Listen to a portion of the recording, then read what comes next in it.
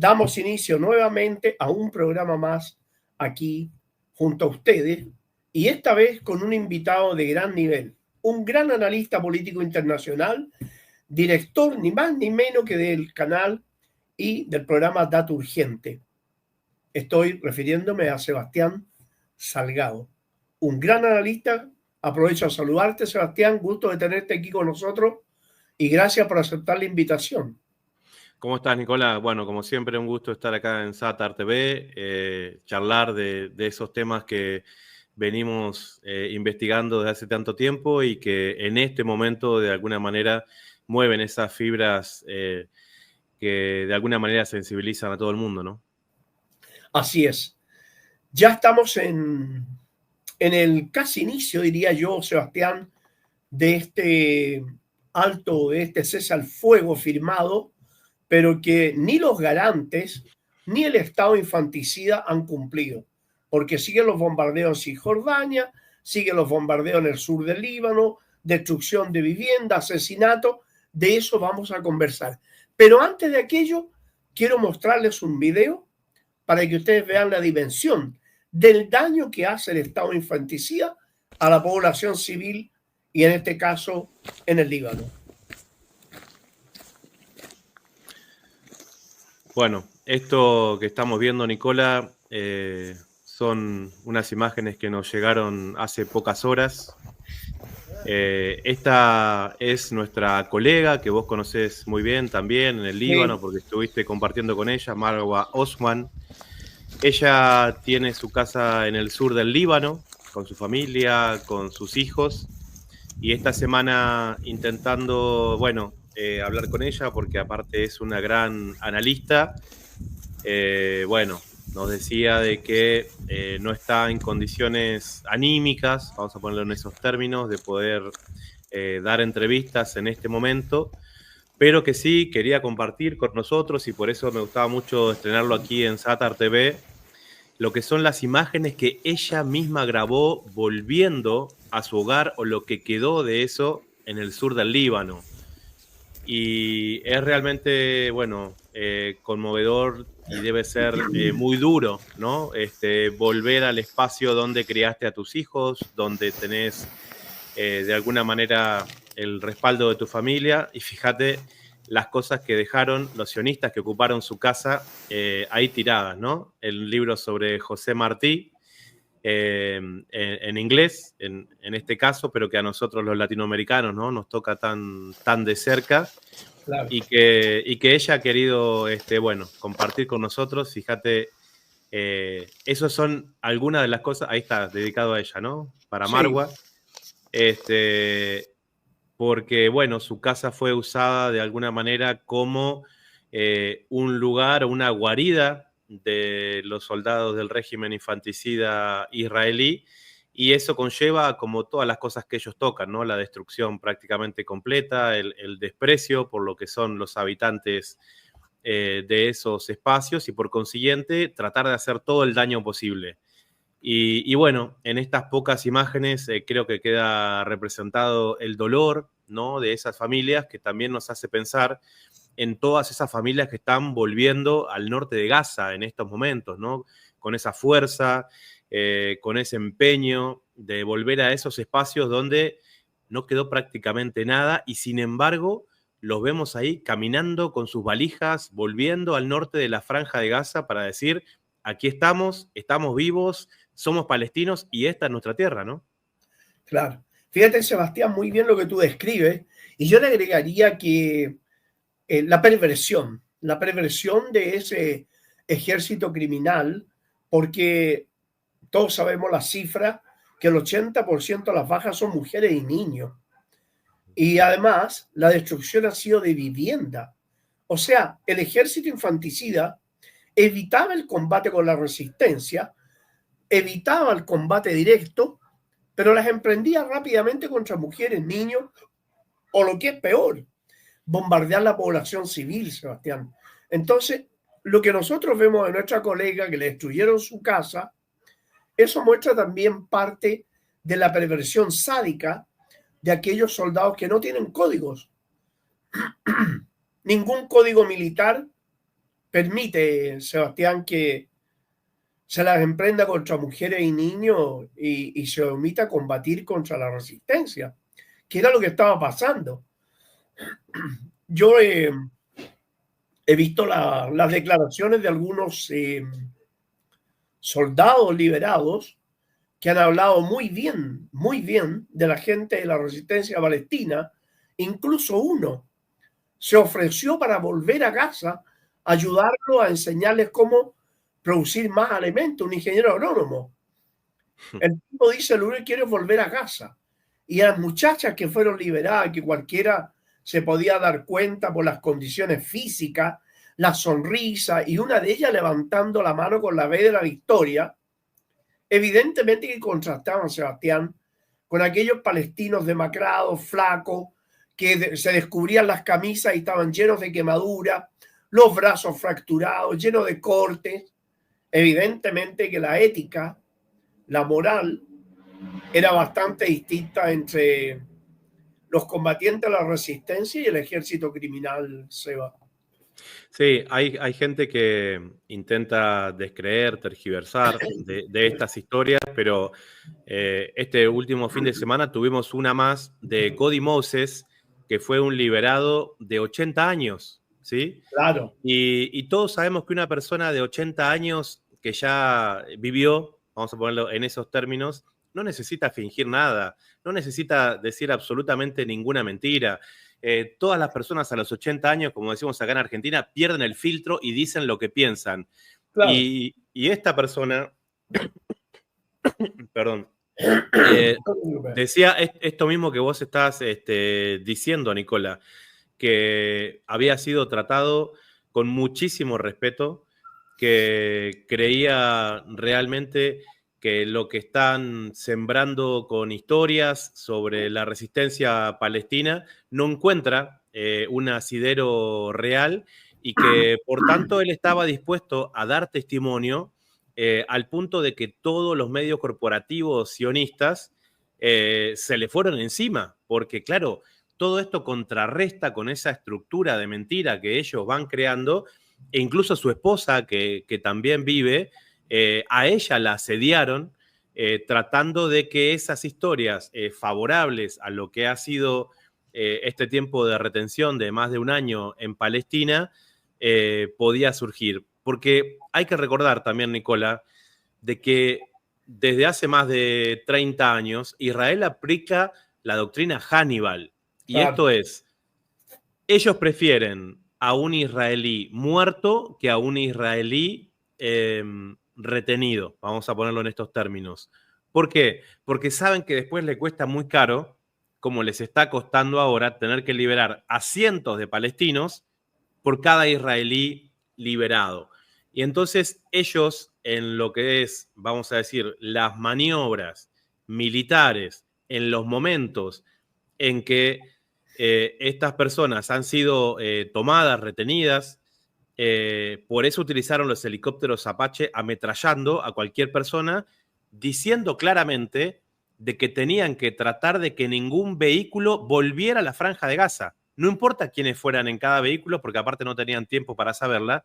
Y la doctrina Hannibal se trata de eso. Por eso estas personas que tienen la posibilidad de decir lo que piensan, dicen, mirá, Israel trató de matarme en el contexto de las retenciones y los grupos de resistencia islámica me mantuvieron con vida a pesar de los bombardeos durante más de un año. Y hay que decirlo, algo que a mí debo reconocer, Nicola, que tampoco me gusta tanto, en mejores condiciones que el resto de los palestinos. Yo no sé si también eso es algo que no es demasiado, vamos a ponerlo en estos términos, porque los palestinos no tuvieron acceso a la comida, los niños palestinos no tienen acceso al agua, y de golpe se han esforzado muchísimo para mantener a estos retenidos con vida, lógicamente, para después intercambiarlos por los prisioneros presos políticos palestinos, claro, en las mazmorras israelíes, ¿no? Claro. Y sobre todo decir, Sebastián, que a veces los hechos hablan por sí solos. No es necesario que la resistencia diga absolutamente nada, pero que el Estado criminal le haya prohibido a las mujeres que fueron liberadas hacer ninguna declaración y que no pueden participar en ninguna conferencia de prensa, más claro echarle agua.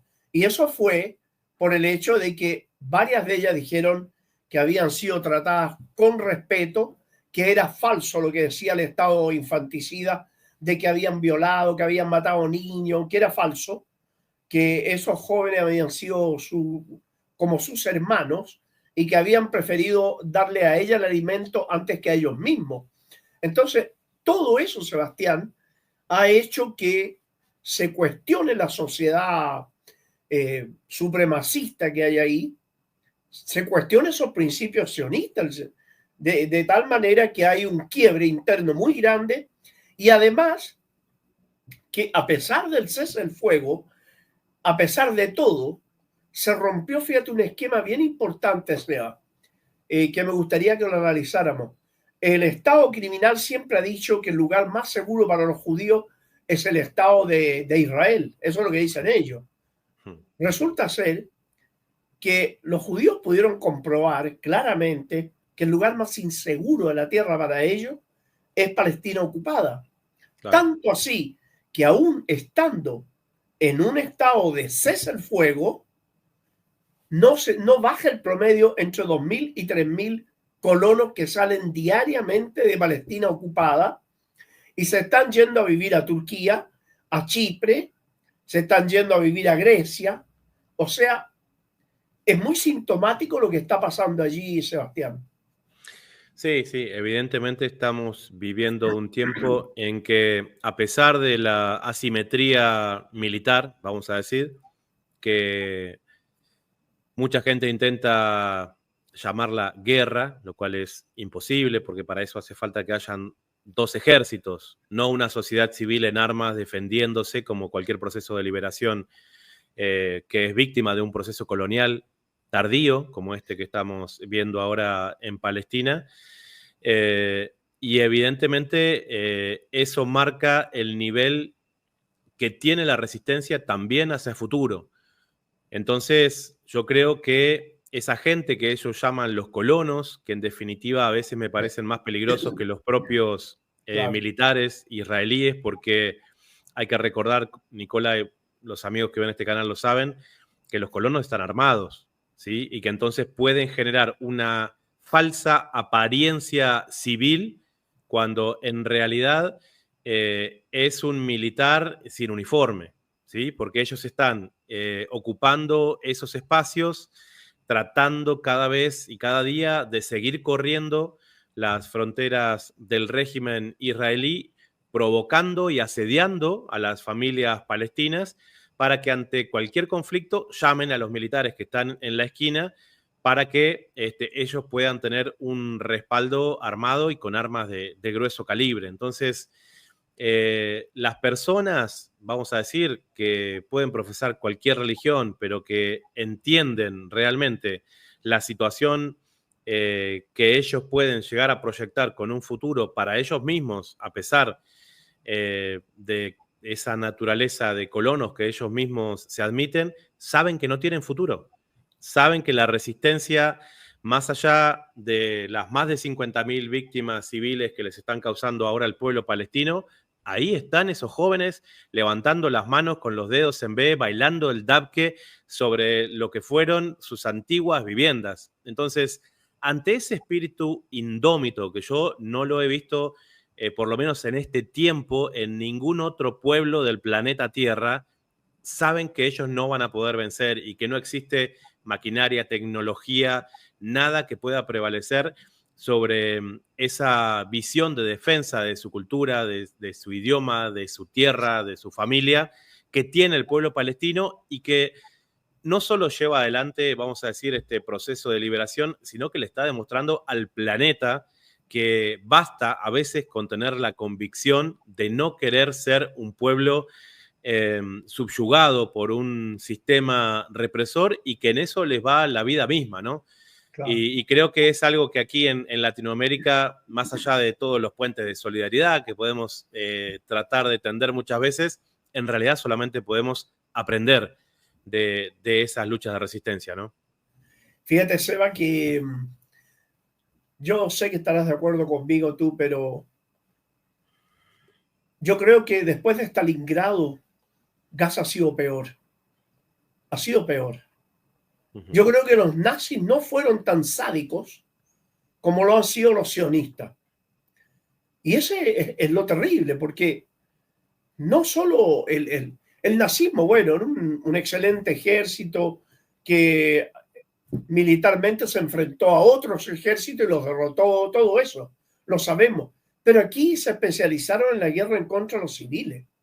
Ahora, el hecho de que 5 familias sionistas, Sebastián, controlen el 100% del capital financiero, la banca de Europa, de Estados Unidos, pero controlan 52.000 transnacionales y dentro de esas transnacionales controlan la mayoría de las fuentes de información occidentales.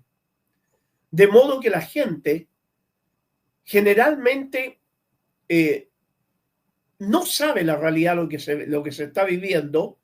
El lenguaje que utilizan es muy distorsionado. Cuando ellos dicen, por ejemplo, han sido liberados los cautivos israelíes a cambio de 100 terroristas palestinos. ¿Te das cuenta? Entonces, Sí, sí.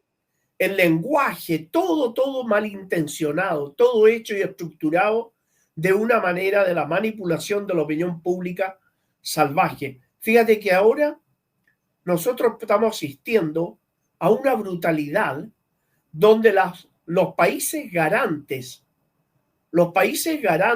del acuerdo de cese el fuego se hacen los ciegos sordos mudos, Sebastián.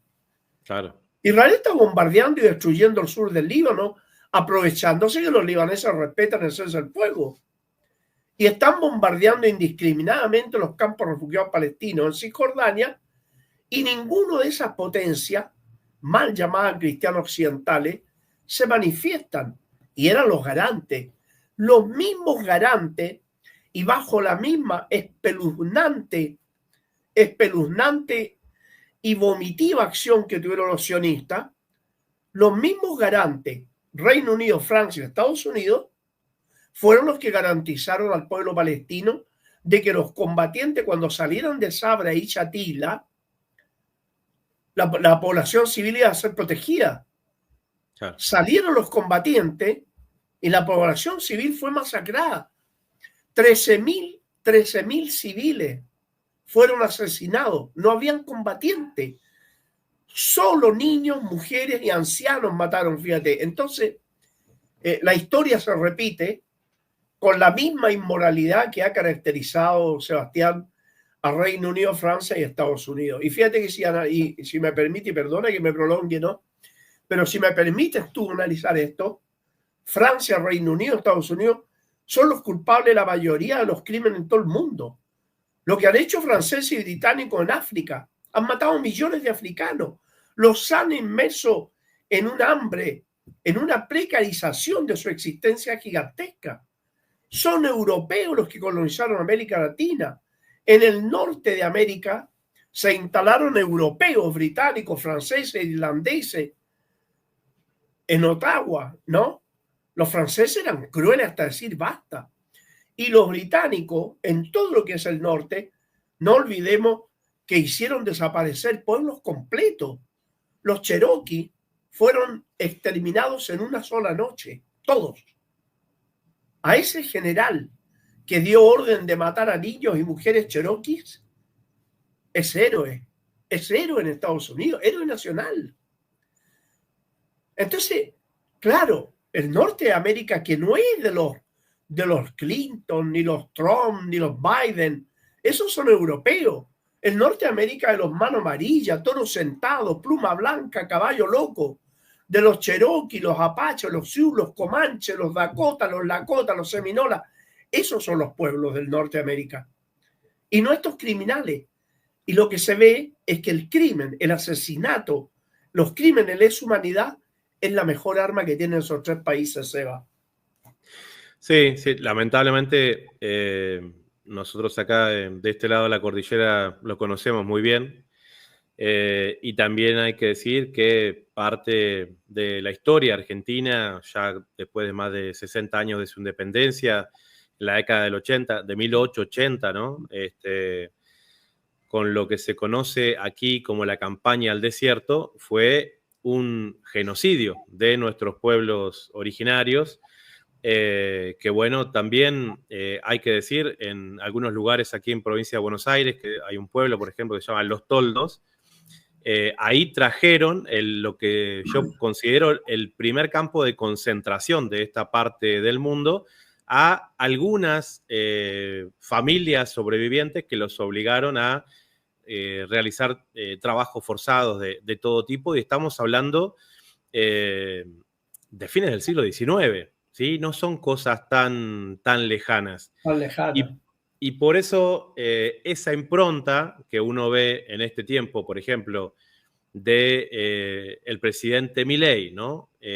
Parte de ese proyecto sionista para la República Argentina, porque mucha gente confunde y dice, bueno, si Milei tiene algunos vínculos. No, Milei es una creación del sionismo para la República Argentina, como Zelensky lo fue y lo sigue siendo para Ucrania. Y es interesante pensar por qué Milei reivindica la figura de Roca, y cuando uno ve lo que pasó en Buenos Aires hace menos de 48 horas, el sábado pasado, con esta tremenda marcha antifascista, me parece interesante porque se empiezan a ver algunas líneas evidentes de lo que es la esencia de estas personas que están en el poder, sentados en el sillón de Rivadavia, en la Casa Rosada de la República Argentina. Porque yo no sé si ustedes ahí en Chile lo han seguido, pero el discurso de Milei en Davos, entre otras varias cosas, dijo algo así como que los homosexuales son pedófilos, ¿sí? Sí, Palabras más, palabras menos.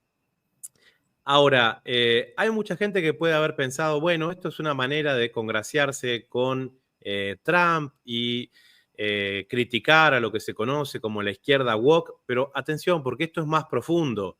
Milei es una persona que en campaña se ha referido al Estado, y fíjate qué metáfora usó él, como el violador frente a los bebés envaselinados y encadenados. ¿A quién se le ocurre, en el contexto de una campaña presidencial, usar esa metáfora? ¿Por qué Milei dijo en algún momento en que no está mal vender un bebé? ¿Será porque a él le ha interesado comprarlo en algún momento? Con tantos niños y niñas desaparecidos que hay en este tiempo en la República Argentina, tenemos un caso muy reciente de un niño Loan, donde se evidencia lo que es el tráfico de personas para lo que sea, para la extracción de órganos o para cualquier tipo de abuso. Entonces, como a Milei ya se le venía esto, después sobre todo de lo que son esos abrazos continuos con la secta judía Chabad Lubavitch, acusada, entre otras muchas cosas, de tener vínculos con el tráfico de menores, sobre todo en lo que es la sinagoga de Nueva York, con esos túneles subterráneos en donde se encontraron cochecitos de bebés, juguetes de bebés, con túneles que no estaban registrados, vamos a decir, legalmente, y que ellos no pudieron explicar. Bueno, esa es la secta judía con la cual Milei tiene cercanísimos vínculos y han pagado por su campaña política para que llegara a la presidencia de la República Argentina. Entonces, en términos, vamos a decir, de contrainteligencia, ¿qué es lo que le queda a Milei cuando ve que esos temas cada vez le van pegando más cerca? Acusar a otro grupo, quien sea. Y entonces se le ocurrió sacar esta acusación desde Davos, que es un foro económico, diciendo y dando un ejemplo de una pareja homosexuales estadounidenses, como si la excepción fuera la regla o algo por el estilo, que habían sido acusados de abusar de un niño que habían adoptado. Bueno, quiero decirte, Nicola, que la marcha en Buenos Aires el sábado se realizó bajo la consigna del antifascismo, ¿sí? Que es justamente la expresión de este tiempo del sionismo, ¿sí? Hay que también como amalgamar ciertas cosas que son evidentes, pero hace falta ponerlas en palabras. No hay expresión más fascista de este tiempo que el sionismo, y podemos verlo todos los días en Palestina con estas cosas que estamos hablando ahora. Y bueno, el frente contra Milei por estos temas empieza de alguna manera a hacer temblar las estructuras que lo llevaron a las entrañas del poder en la República Argentina, y me parece que este no es un tema menor, ¿no? Entonces, es interesante ponerlo en estos términos porque siempre tenemos que recordar que el sionismo no fue pensado solamente para ocupar Palestina. El sionismo es un movimiento político creado también en el siglo XIX y por eso amalgamaron también con esto de venir a la República Argentina en el contexto posterior al genocidio que Roca hizo. ¿Por qué? Porque Roca decía, bueno, si nosotros traemos a la República Argentina para ocupar el lugar de los pueblos originarios que acabamos de asesinar a ciudadanos europeos, le podemos dar autonomía. Y hubo una ley exprofesa hecho para eso. Y claro, los judíos europeos dijeron, nosotros somos europeos. Entonces podemos llevar un proyecto colonialista a la República Argentina y ese fue el que llevó adelante Mauricio Hirsch, que de alguna manera fracasó en aquel tiempo, pero que dejó una serie de simientes, que lo vimos ya escrito en el libro de Theodor Herzl, que hemos hablado alguna vez también, que es el Estado judío, que es ese, vamos a decir, apéndice de la estructura del proyecto colonial sionista, que se llama Palestina o Argentina. Entonces, yo creo que los palestinos nos están dando una gran lección de resistencia que urge que se entienda en esta parte del mundo, porque cada vez vemos más a esos soldados que acaban de matar a niños palestinos filmándose en sus redes sociales caminando nuestra Patagonia.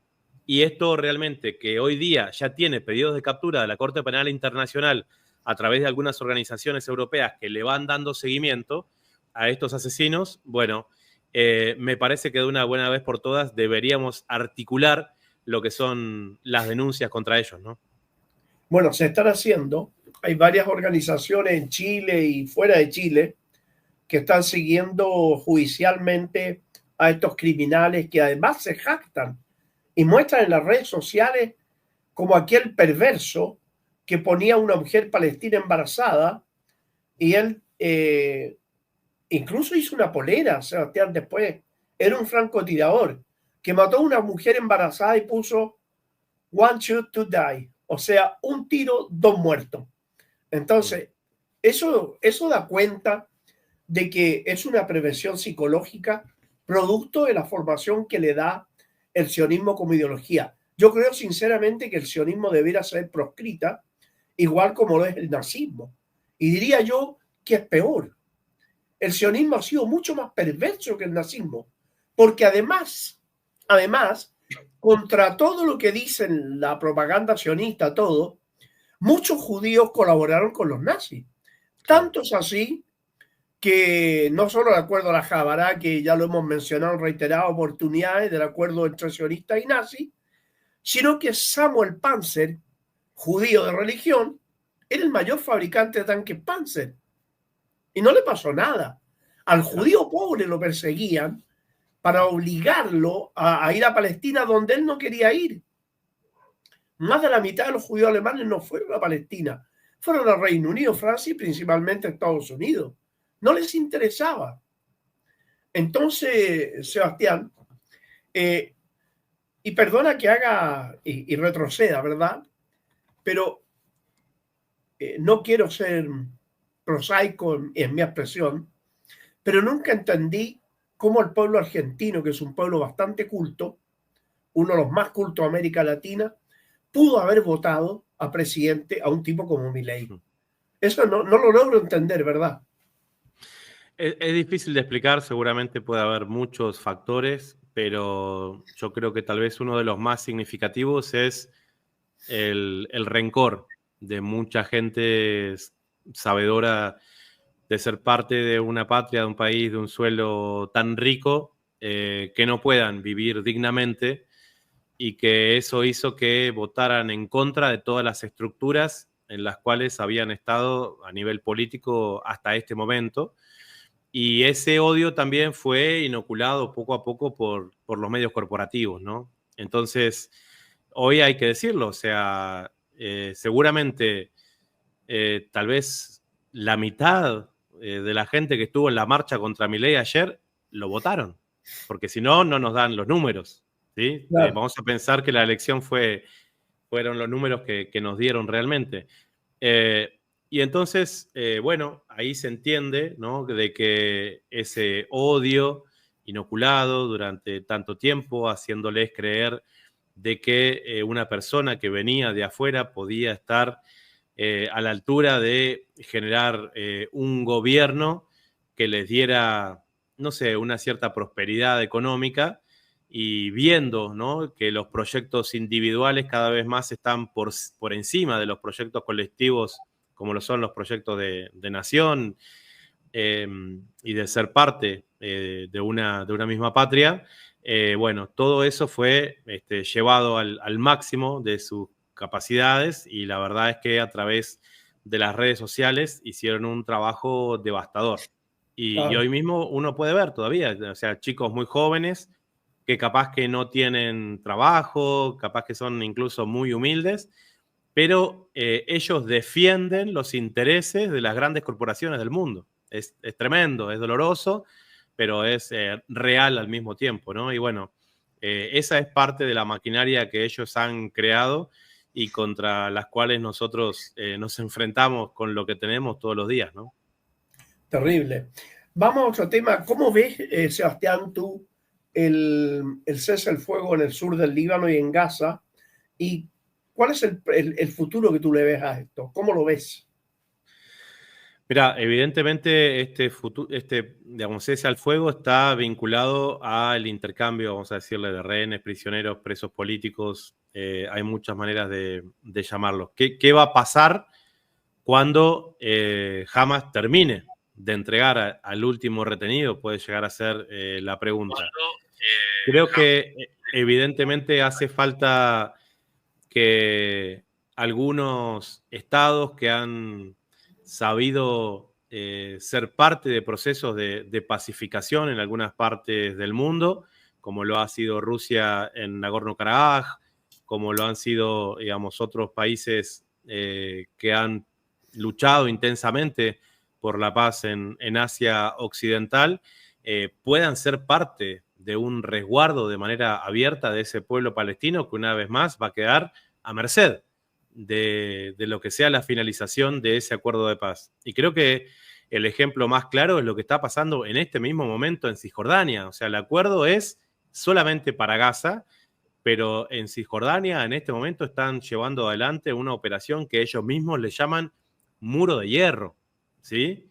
Y Muro de Hierro, hay que recordar, es un concepto que usaba el propio Jabotinsky, que es el creador de este concepto, que es como el sionismo revisionista, que es la parte más recalcitrante y violenta del sionismo, venido de lo que es la antigua Rusia, y que es el germen básico de lo que más tarde fue el Irgun, esos grupos terroristas sionistas que eran capaces de matar a judíos pobres que venían desde otros lugares si es que ellos no se adaptaban al proyecto sionista para Palestina. Vos fijate, Claro, Nicola, que vuelven a retomar esas mismas palabras, ¿sí? Muro de hierro, porque ellos claro, saben a lo que remite, porque parte vamos a decir, de esa doctrina de Jabotinsky, en ese momento, estamos hablando, digamos, 25 años antes de que se conformara la ocupación sionista en Palestina, ellos sabían cuál iba a ser el nivel de resistencia y que necesitaban imprimir el terror, ¿sí?, sobre esa población para que no pudieran levantarse. Y eso conllevaba llevar adelante un genocidio, porque el propio Jabotinsky decía, hay concepciones del sionismo que son demasiado paternalistas y creen que de a poco vamos a ir convenciendo a los árabes, haciéndoles creer que vamos a ser parte de un mismo pueblo, y eso nos puede hacer perder tiempo y puede fracasar. En cambio, si los atacamos, si los asediamos, si generamos terror entre ellos, ellos no van a tener más remedio que ir corriéndose. Ese concepto, que es Muro de Hierro de Jabotinsky, es el que están usando en este mismo momento en Cisjordania, en momentos en que la Franja de Gaza supuestamente está viviendo un alto el fuego. Entonces, creo que eso nos muestra de alguna manera, vamos a decir, la hipocresía de estos proyectos políticos. Sabemos que el gobierno de Trump va a intentar llevar adelante la continuidad y el asedio. Él ya lo dijo abiertamente que creía que la población de la Franja de Gaza debía ser corrida a Jordania y al desierto del Sinaí en Egipto.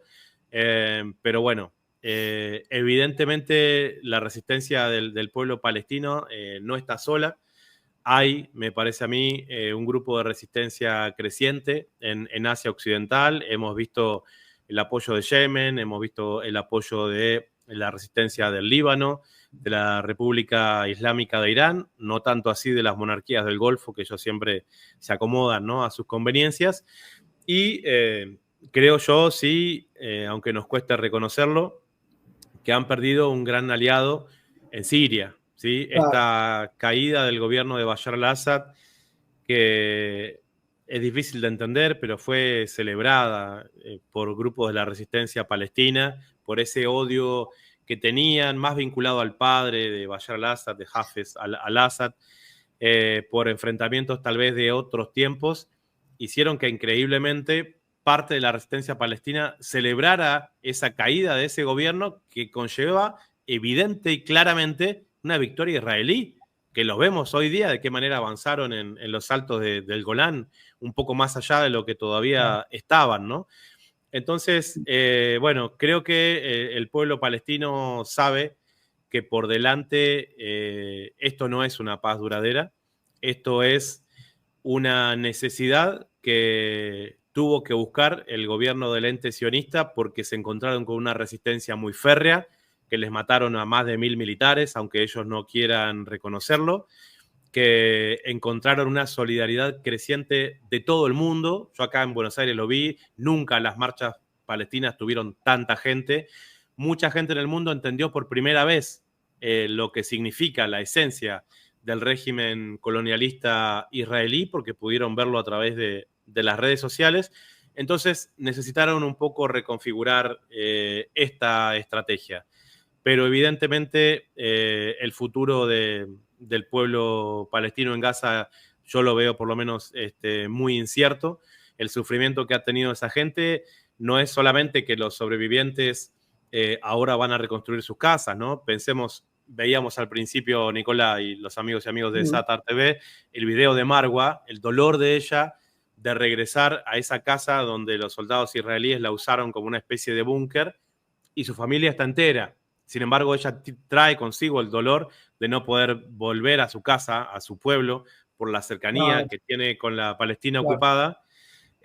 Imaginémonos lo que debe ser para esas familias que quedaron devastadas, donde tal vez hay 1 o 2 sobrevivientes, y conocemos muchísimos casos vinculados a eso. Entonces, creo que hace falta que algunos gobiernos del mundo que tienen poder militar sean un poco más enfáticos, porque la vida de los palestinos, los derechos humanos de los palestinos deberían ser tomados en cuenta como los de cualquier otra persona del mundo, y a veces pareciera que no es así.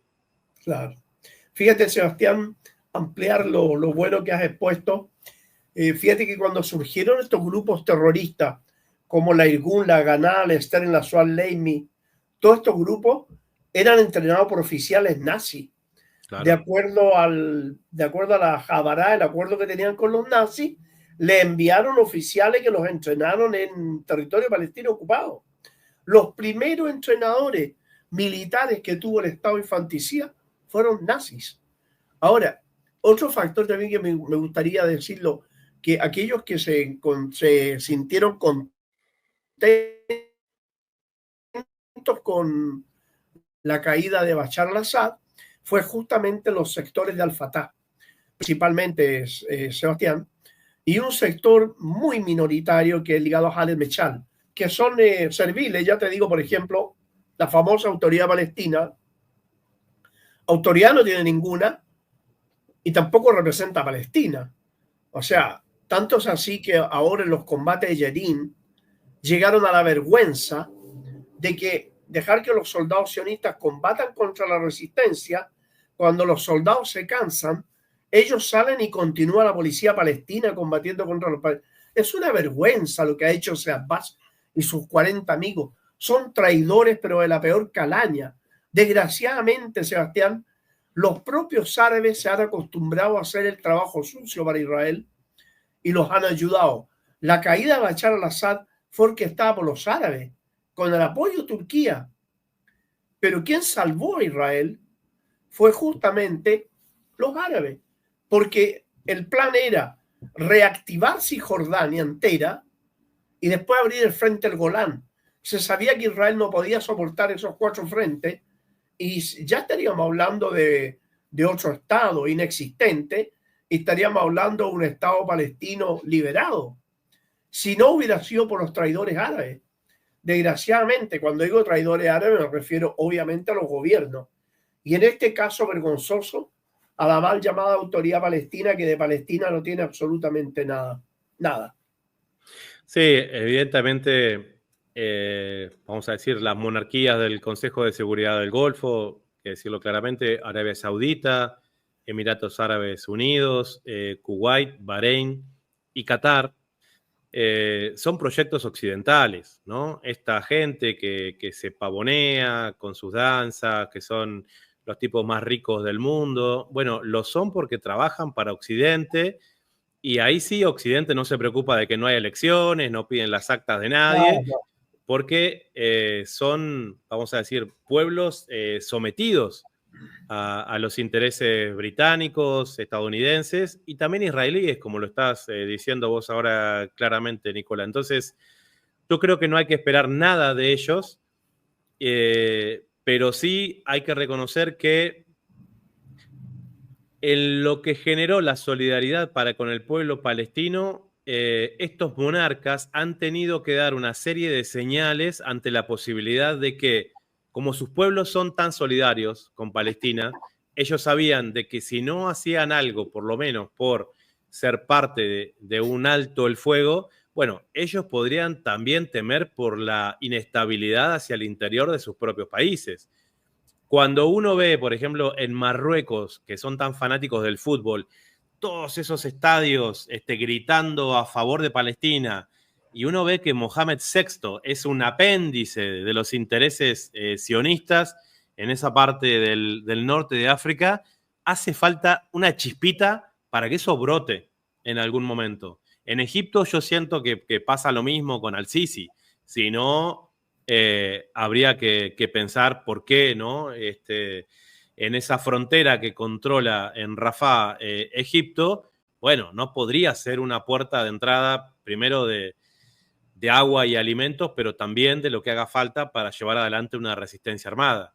Entonces, Egipto hace el trabajo de Israel también y no es parte de ese proyecto de monarquía que mencionamos antes. Entonces, a esos 5 países, que son inventos directamente, se le suman estos otros gobiernos controlados, como son el de Egipto y el de Marruecos, que, bueno, evidentemente le hacen los deberes a Occidente para mantener, ¿no?, esa élite en el poder que los hace ver poderosos. Y ahí andaban, ¿no?, en Egipto hoy haciendo un movimiento de tanques para hacerle creer a su pueblo de que se van a enfrentar a Israel, pero eso no es más que un circo, ¿no? Desde lo que fue la muerte, tal vez el asesinato de Gamal Abdel Nasser y la traición de Sadat, su vicepresidente, lo que hemos visto fue los acuerdos de Oslo y Egipto convertido, después de ese gran presidente, ¿no?, que fue Nasser, en el primer país árabe en reconocer a Israel, ¿no?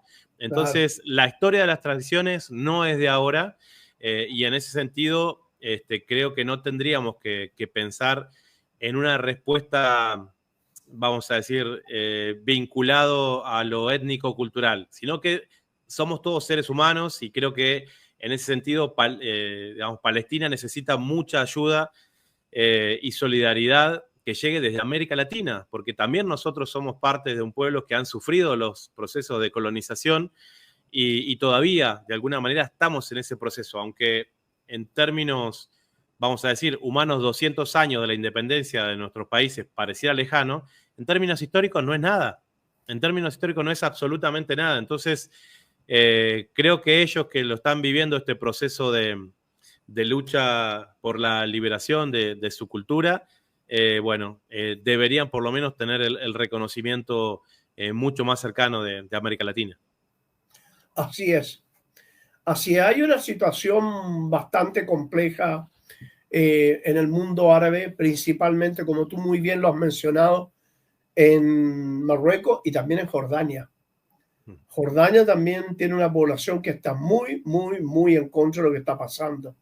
Así que yo veo de que acá hay muchas cosas que van a cambiar, muchas que están cambiando, y afortunadamente la historia es muy variable. Muchas veces cree uno que el enemigo está en la fuerza más poderosa que puede haber y sin embargo está realmente al borde del colapso, que es lo que nosotros vemos ahora. El estado criminal da la impresión como que fuera un superpoder, pero no se había visto nunca una debilidad tan grande donde la resistencia, según Yair Lapid, el exministro sionista, él dijo que ellos habían tenido alrededor de 12.000 bajas y 25.000 heridos.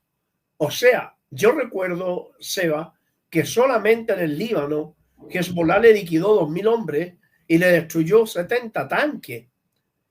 ¿Te das cuenta?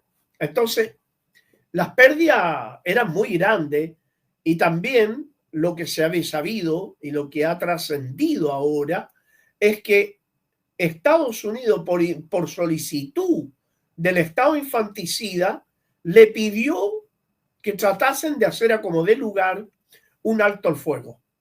Y allí fue donde la ultraderecha libanesa presionó a Hezbollah diciendo que si ellos no paraban, iba a haber una guerra civil.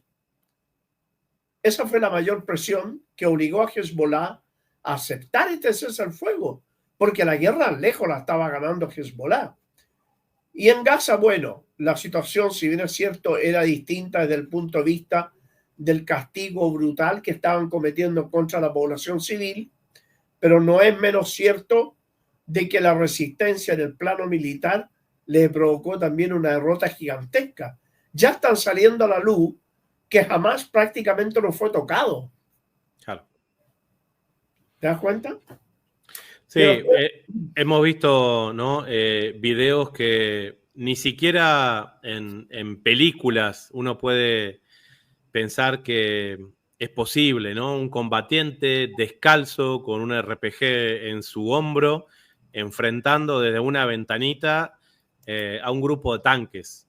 Y bueno, lo hemos visto, quien haya querido verlo, estas imágenes impactantes que nos muestran la valentía, el amor por su pueblo que tienen estos combatientes y que no a modo de justificación, pero sí de tratar de dimensionar un aspecto, creo que es el por qué el régimen israelí le tiene tanto miedo a los niños palestinos. Por eso se ensañan con ellos para llevar adelante este infanticidio, porque si vos veías, Nicola, en lo que son, por ejemplo, las imágenes y qué bien formados que estaban, uno veía los movimientos del grupo Hamas en la franja de Gaza y demás, con sus vehículos, con sus saludos militares, y detrás de ellos los niños corriendo, ¿no?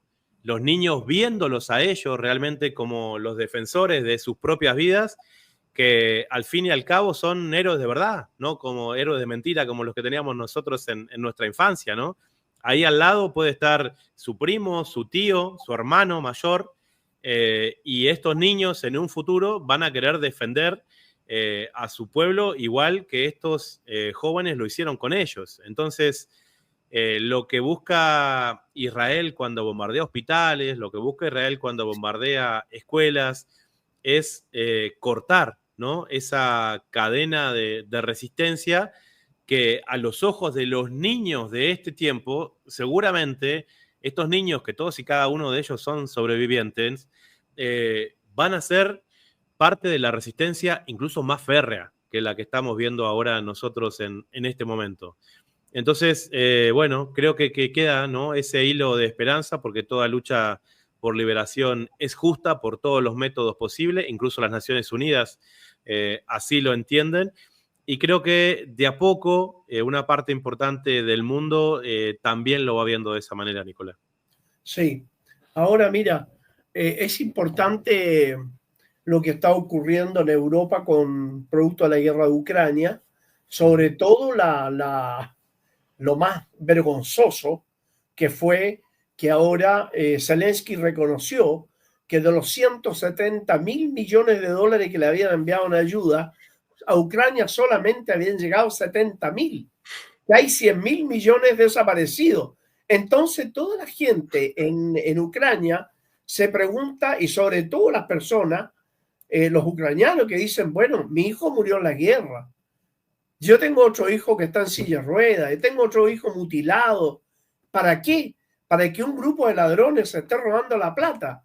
Bueno, eso significó un cambio en Europa muy grande, que va a producir muy pronto la caída del gobierno francés, la caída del gobierno del Reino Unido y un cambio, ojalá, para mejor en España. Digo esto porque esos son los principales sostenedores del Estado infanticida, agregándole a la nueva Alemania nazi, que está muy aliada de los criminales.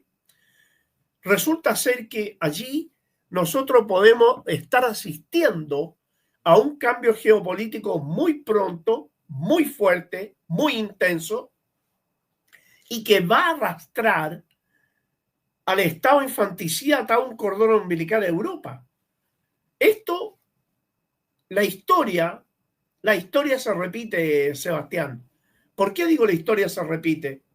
Porque cuando el reino cristiano en Jerusalén, sostenido por los europeos, me refiero a las cruzadas, sostenido por los europeos, cuando dejó de serle útil el reino cristiano en Jerusalén, abandonaron a esos europeos que estaban allí, y bueno, Salah el-Din, conocido en Occidente como Saladino, bueno, ahí intervino y terminó por destruir ese estado, y se volvieron a Europa.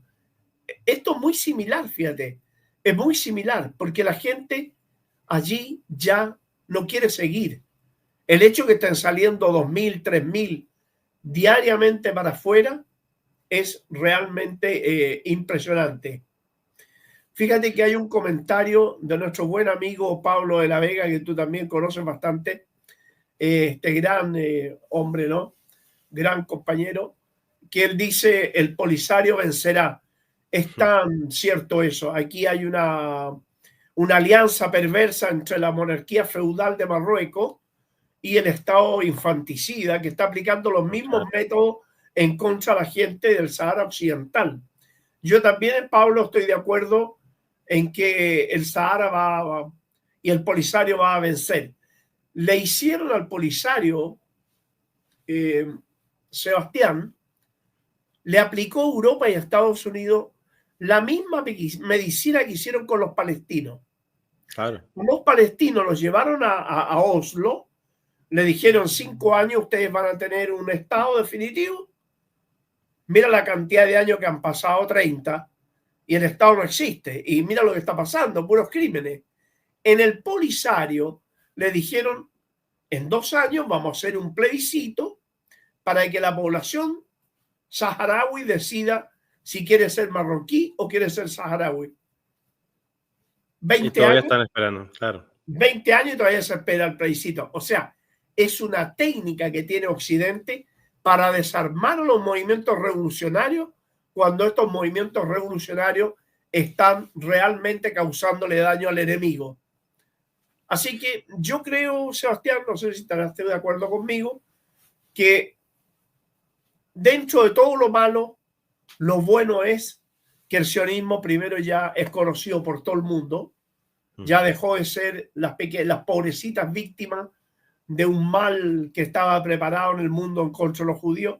Se dieron cuenta que ellos no solo son perversos, los sionistas, sino que además controlan el mundo y controlan Occidente. Y la gente empezó a darse cuenta de que el verdadero enemigo de los pueblos es el imperial sionismo. Que eso es interesante que la gente conozca, porque aparece siempre y se habla siempre del imperialismo norteamericano, pero quien controla la economía, el capital financiero, el capital bancario, el complejo militar industrial y las transnacionales norteamericanas son los sionistas. Por lo tanto, hay que hablar del imperial sionismo, porque si no, cometemos una injusticia tremenda con el pueblo norteamericano que no tiene nada que ver y no tiene idea de lo que sus ejércitos hacen y sus gobiernos hacen afuera, instigado por el poder sionista que domina no solo Estados Unidos, sino que también, como habíamos dicho, ahora domina la Argentina, Sebastián. Ellos lo saben, Nicola. Este sábado en Buenos Aires creo que se dio el ejemplo que muestra en una imagen esto que vos estás diciendo, y es que en la marcha contra el fascismo, contra Milei en la República Argentina, ondeaban banderas palestinas de punta a punta, ¿sí? Por toda la marcha llena de banderas palestinas, y ellos lo saben de tal manera que como la marcha atravesaba lo que es el frente de la representación del ente israelí, le hace la embajada de Israel, ellos mismos vallaron toda lo que es un banco en realidad, es increíble, pero ellos tienen como su embajada en el edificio de un banco, sobre Avenida de Mayo, y ellos la vallaron porque saben que esa marcha que defiende la vida, que defiende los derechos humanos, que defiende las libertades individuales, que defiende a Palestina, iba a ser masiva y iba a pasar por ahí, por lo tanto tuvieron que vallar esa representación política. Y me parece que es el ejemplo en donde ellos entienden perfectamente que cuando hay una expresión libre como la que se manifiesta con la gente caminando en la calle, no los pueden controlar de otra manera que no sea a través de la represión, porque en Claro, todas sus estructuras de claro. medios ellos la tienen controladas, salvo algunos que nos salimos del huacal, como dirían en México, pero en la calle ellos saben que pierden cada vez más y por eso se preparan, ¿no? Para que las expresiones que se dieron en esta marcha que ondeaban la bandera palestina por todos lados, se expresaran cuando pasaban cada uno de ellos frente a esa representación. Y me parece que es un buen ejemplo para tener en cuenta. Bueno, y bastante importante porque eso significa que la gente no solo ha tomado conciencia, sino que ha tenido más conocimiento de lo que es la realidad desconocida, en otras palabras, porque siempre tú sabes muy bien cómo actúa el sionismo, se esconde tras sus títeres que colocan adelante. Fíjate tú, por ejemplo, en Francia, el payaso que gobierna Francia, Macron, lo colocó ahí la familia Rothschild. Totalmente. Sunna lo colocó Soros en el Reino Unido y colocó también a Zelensky en Ucrania. Y los sionistas colocaron a Milei en Argentina. Y así sucesivamente. Lo de Macron lo hicieron de una manera más prolija porque le inventaron una esposa, una señora ahí que lo acompañe y demás. Pero lo de Milei aquí, como fue tan intempestivo, vamos a decirlo en esos términos, demuestra de qué manera vive este personaje y de qué manera siempre ha vivido, de qué manera se relaciona con el resto de las personas, y por eso es que él tuvo que salir a hacer ese tipo de denuncias infundadas desde Davos que generaron estas reacciones, ¿no? Pero es el problema, Nicola, de confundir ficción con realidad, porque nosotros que tratamos de hacer abordajes vinculados al periodismo, tratamos de explicar lo que nosotros interpretamos como la realidad, pasado a través del tamiz de nuestra visión del mundo, y lo aceptamos y lo reconocemos, pero las series de ficción, las plataformas de Netflix y todas estas, hoy están generando posturas políticas por fuera de la realidad. Entonces, Claro, hay mucha gente que se pone a decir cosas que vio en las series y vos le decís, no, pero pará, si esto es una serie, es como si leyeras una novela, esto no es la realidad. No, no, bueno, pero ahí aprovechan para decir grandes verdades y yo me di cuenta. Creo que el caso más paradigmático es el de Zelensky, como vos nombraste en Ucrania, donde el tipo era un actor de reparto de cuarta, realmente. Yo no sé qué tema tienen con estas personas que se visten de mujer y todo eso, parece que tienen como un desenvolvimiento que les ayuda en la expresión corporal y demás, como es el caso de Zelensky. Y crearon una serie donde él actuaba que iba a ser el presidente de Ucrania y la gente se creyó la serie. Y como no tenía vinculación con la política, le pusieron el nombre de la serie, El Servidor del Pueblo, a un frente electoral que ganó por el 80%. ¿Qué vinculación tenía eso con la realidad? Nada. La gente en Ucrania confundió ficción con realidad y ¿qué les costó? 1 millón de muertos. ¿Sí? ¿Quién se los va a pagar? Nadie. Pero ese es el poder que tiene el sionismo, porque el que creó a Zelensky es Igor Kolomovsky, un ucraniano ultra rico, dueño de parte de lo que son las plataformas de gas en Ucrania, pero por sobre todo de la productora Kvartal 21, creo que era que se llamaba, que es la que hizo esta serie de Zelensky, que también es abiertamente una persona que es parte del movimiento sionista y tiene nacionalidad israelí. Este es Igor Kolomovsky, este es el que creó a Zelensky. Y acá vemos que toda la estructura sionista argentina también crearon a Milei desde la ficción. Era un tipo que gritaba en los paneles de los programas de revista de Argentina. Un día se disfrazaba de cantante, otro día se disfrazaba de unos personajes que yo no entiendo ni qué son, porque son cosplay, no me pregunté bien qué son, pero son gente que se disfraza de cosas, y de ahí la gente lo empezó a ubicar, y de golpe dijeron, este es presidente. No, pero ¿cómo? Si él hacía como chistes, como que ridiculizaba a las cosas. No, pero bueno, ahora es presidente.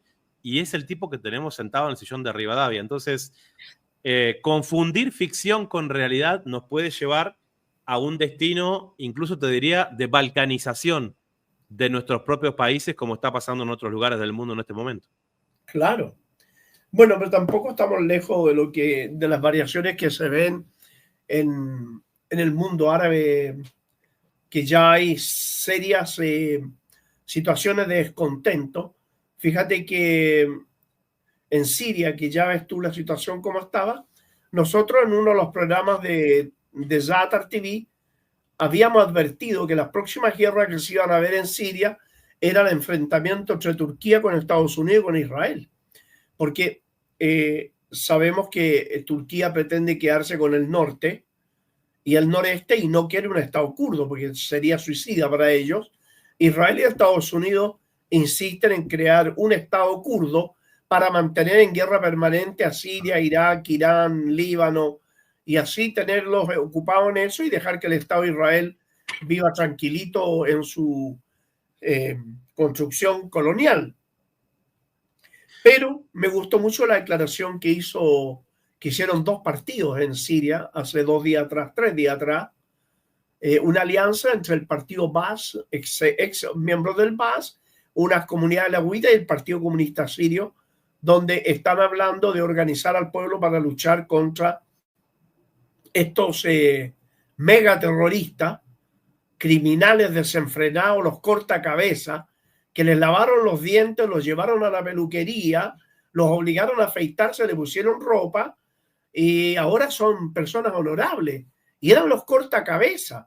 El ministro de Exteriores de este tipo de Al-Gulani, el ministro de Exteriores, fue el que le cortó la cabeza a un niño palestino de 12 años y la exhibía en el aire. No sé si viste la imagen tú, Seba. Sí, la vi. Es una imagen brutal. Ese tipo que fue capaz de cortarle la cabeza a un niño y levantarla y mostrarla, ministro de Relaciones Exteriores. Golani, que disfrutaba descuartizando cuerpos, presidente. Claro, como te digo, lo obligaron a lavarse los dientes, lo afeitaron, lo peinaron. No, y ya lo está invitando el Emir Al Thani de Qatar, ya lo está invitando a que vaya a Doha. Y ahí lo van a recibir como mandatario, ¿no? Es una vergüenza. Pero eso da cuenta de que el mundo hoy en día perdió toda ética. Entonces, son los pueblos del mundo los que están obligados a recuperar esto. Porque la ética la han perdido todo, desde la izquierda woke, todo en adelante ha perdido todo. O sea, estamos en una situación bastante compleja. Y es un retroceso para la humanidad. Pero al mismo tiempo, por la acción de la Organización de Cooperación de Shanghái y el BRICS, que hemos hablado muchas veces junto de esto, Seba, el imperio se ha visto quebrantado económicamente y ha tenido que suplicarle Donald Trump a Arabia Saudita que los ayude económicamente, fíjate. Y Arabia Saudita acaba de invertir 700.000 millones de dólares en Estados Unidos para salvar la economía norteamericana. Una economía que no va a resistir ni los 700.000 ni los 3.000 billones porque es una economía que está destinada al fracaso. Ya esa economía va en franco retroceso, no se va a levantar, no se va a levantar y va a arrastrar, atado al cordón umbilical, como te decía, a la entidad criminal infanticida de Israel. Así que en ese sentido, dentro de lo malo que se ve todo, también está lo bueno de que este imperio y su hijo putativo y criminal, el Estado de Israel, van a cambiar mucho. El Estado sionista va a tener que cambiar, va a tener que o se integra o desaparece, pero que siga creciendo no va a crecer. No va a crecer, no se va a desarrollar y se va a desangrar internamente, porque ya los tambores de guerra civil suenan hace mucho rato allí. Sí, sí, sí. Creemos fervientemente que esos aliados que tiene el pueblo palestino estén a la altura de la situación, porque Palestina ha demostrado esa bravura de estar a la altura de la situación, defendiendo cada centímetro de su territorio con lo poco que tienen, y que evidentemente ellos aman la vida de una manera que es difícil de describir y para nosotros de entenderlo. Nosotros, por ahí en Claro, esta parte del mundo, que nos hacemos problemas por cosas tan banales, ¿no? Y ellos luchan por cada gota de agua, ¿sí? Y así están viviendo. Por eso, cada día de ellos es un día de supervivencia, que nos demuestran a todos nosotros lo importante que es defender la vida de la manera que sea. fíjate que en el chat, don Ernesto dice, ¿cómo se explica que Rusia combatía al ISIS y una vez que tomaron el poder en Siria, Rusia les da la mano? La verdad que no es exactamente eso. No es que Rusia les dé la mano, sino que Rusia sabe claramente que la guerra entre turcos, que tienen lo que ellos denominan el ejército democrático sirio, que son una alianza de turco y kurdo en el fondo, y también de árabes venidos de distintas partes, mercenarios de cerca de 100 países, van a enfrentarse militarmente al ISIS. El ISIS sabe que Estados Unidos va a apoyar a Israel y al ISIS en contra de los turcos, pero no van a abandonar tampoco Turquía como miembro de la OTAN. Por lo tanto, los van a obligar al ISIS a entrar en una negociación. En ese asunto, Rusia le puede dar una mano al ISIS siempre y cuando el ISIS cambie su postura, que es lo que se está hablando, que el ISIS termine de una vez por todas también por dejar de hablar de que Rusia tiene que dejar la base de Tartus y tiene que dejar la base aérea de Habeimin, porque eso solo ayuda a Estados Unidos y ellos no van a querer eso. Por lo tanto, hay una situación muy compleja allí. Lo que sí sé es que el ISIS no tiene todavía el poder, están en la etapa del terror, matando científicos, lo mismo que hicieron los sionistas en Irak, que mataron cientos de científicos, ya empezaron a matar científicos en Siria para retrasar el desarrollo de esos países. Pero aquí la peor lucha, como digo, es la que viene entre Turquía, Israel y Estados Unidos. Sí, evidentemente la pertenencia de Turquía a la OTAN no es menor, nos tiene que servir de punto de referencia la ocupación que tienen ellos desde hace más de 10 años de todo el norte del país bajo la excusa de combatir al PKK, que es el Partido de los Trabajadores del Kurdistán que ellos consideran terrorista y que mantienen todavía encarcelado a Abdallah Bucaram, que era su líder histórico.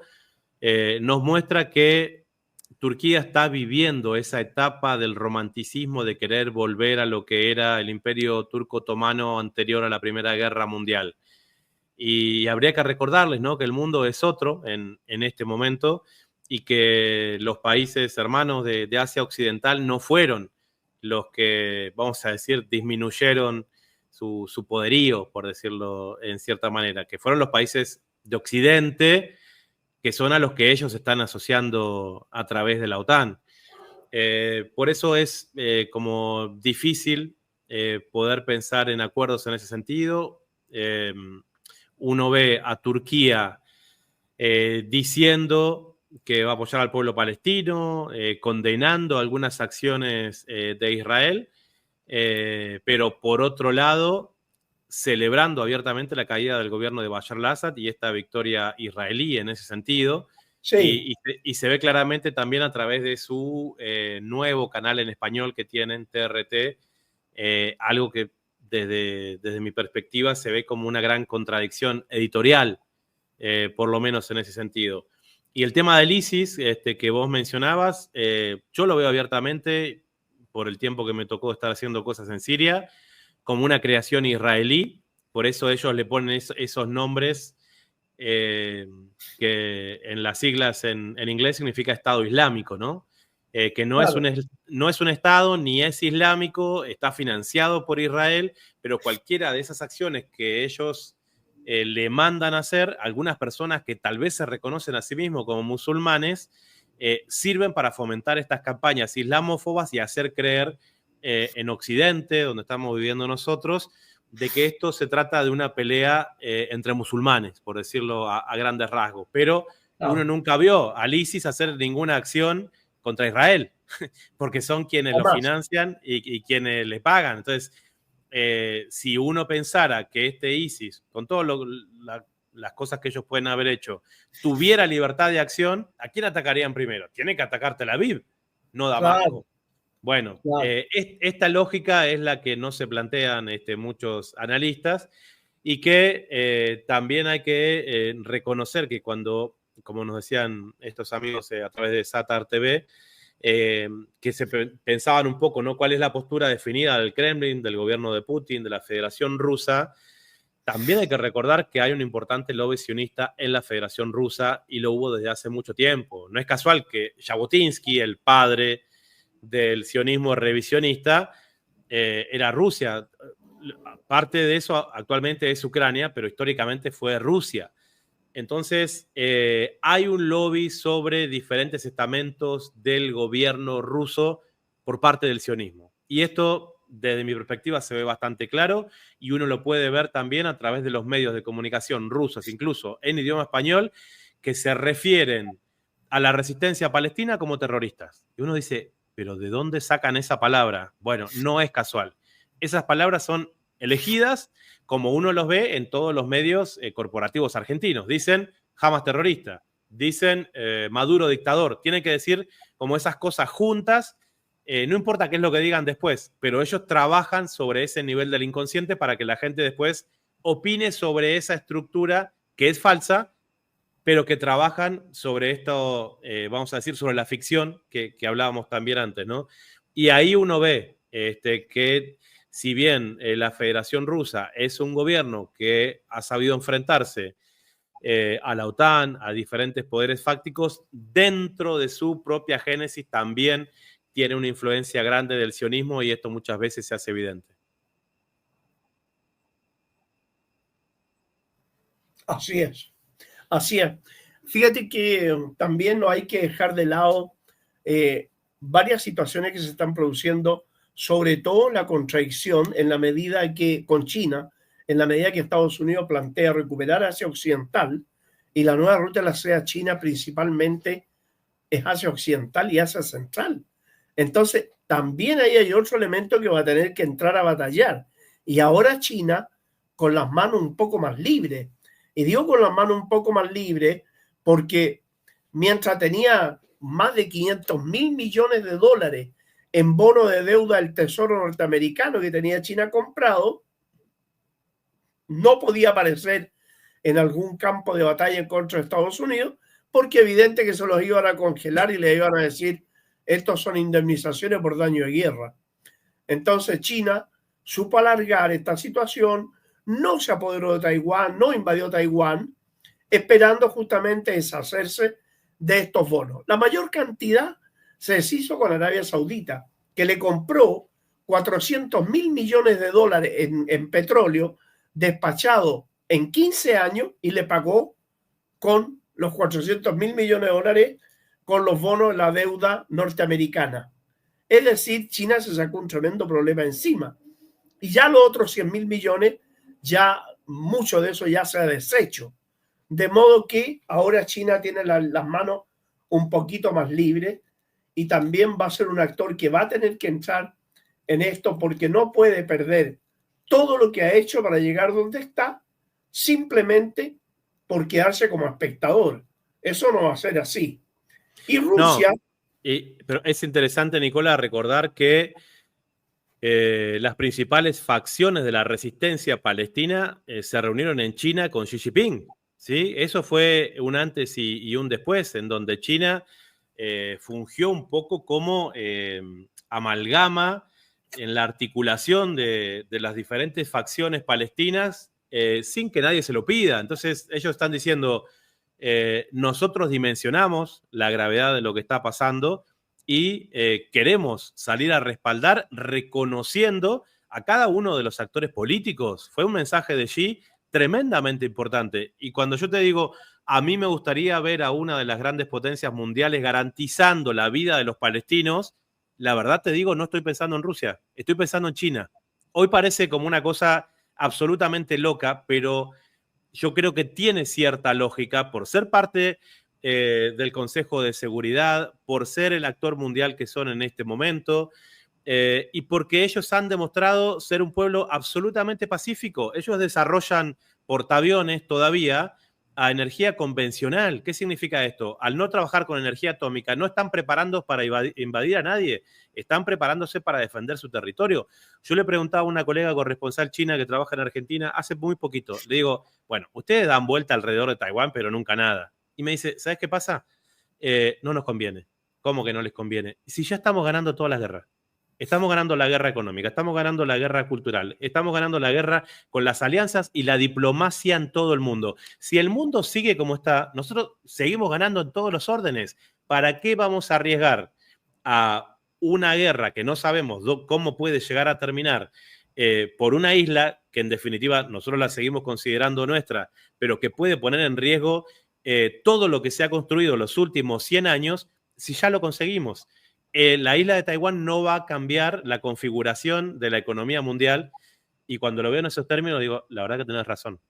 Ahora, si son los protagonistas de ese tiempo, no deberían quedarse al margen tampoco de este tipo de realidades, ¿no? Claro. Lo que pasa es que Estados Unidos lo que quiere a como dé lugar es tener una fuerte influencia en el Golfo Malaca, y eso no lo va a permitir China. No te olvides que los norteamericanos hablan de las islas Spratly como islas suyas, sí, cuando son las dos islas del mar de China y una de ellas construida por los chinos como una isla artificial. Entonces, sí, evidentemente que hay una provocación donde China no se ha dejado arrastrar. Pero una vez que tenga las manos libres, me refiero a que no tenga estas deudas del tesoro norteamericano que le den a China y que podrían perfectamente hacer lo que han hecho con todos, ¿no? Que a Irak le robaron 80.000 millones y nunca más se supo. A Libia, los franceses y los británicos se quedaron con 200.000 millones de dólares y nunca los devolvieron. Claro. Y así sucesivamente. Entonces, China no va a pasar, no va a hacer lo mismo. Lo que está haciendo con el dinero que le congelaron a los rusos en Europa y en Estados Unidos, que se lo están entregando a Zelensky. Y Zelensky se lo roba con todos sus amigos ahí a manos llenas, mientras los muchachos dan la vida en los campos de batalla. Entonces, todo esto, Sebastián, va a explotar. Pronto o no pronto, pero va a explotar. Esto no puede ser eterno y no va a seguir siendo eterno. Los pueblos podrán ser engañados, podrán ser utilizados, pero va a llegar un momento en que no, esto ya va a parar. Tiene que parar, no hay otra posibilidad más que eso. Ahora, la forma de cómo vaya a parar es la complicada, porque no vaya a ser que termine con una guerra nuclear entre todos estos países, porque ya Rusia ha mencionado la movilización de fuerzas tácticas nucleares por el tema de Ucrania. ¿Te das cuenta? Aparte, Putin cambió los protocolos por los misiles balísticos que Occidente le está dando a Ucrania, en el cual no hace falta que un misil balístico occidental haga impacto para saber si tenían cabeza nuclear o no, para activar el protocolo nuclear de la Federación Rusa, no solo contra el país desde donde venga el misil, que en este caso podría ser Ucrania, vamos a decir, sino quien se lo da, que abiertamente es el Reino Unido y los Estados Unidos. Entonces, la verdad que estamos caminando en un abismo, lo digo en términos de humanidad, del cual yo creo que todavía poca gente es consciente. Así es. Seba, hemos llegado al final de esta primera parte para luego ingresar al Zoom, donde, bueno, aquellos que no lo han hecho, inscríbanse en el Zoom para poder participar, pero hemos tenido una agradable conversación con Sebastián Salgado, que, como digo, tiene un programa fabuloso que se llama Data Urgente y se los recomiendo, realmente se los recomiendo. Y bueno, hemos tenido el agrado de tenerlo aquí con nosotros.